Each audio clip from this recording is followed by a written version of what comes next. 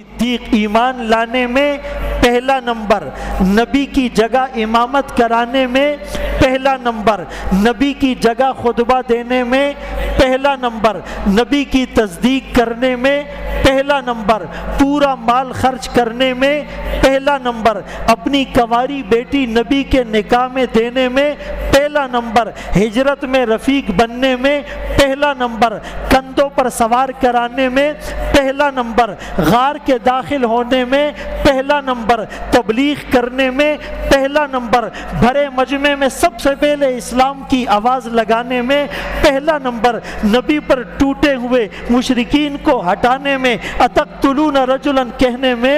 پہلا نمبر، نبی کے ساتھ جہاد کرنے میں پہلا نمبر، نبی کے بعد خلیفہ بننے میں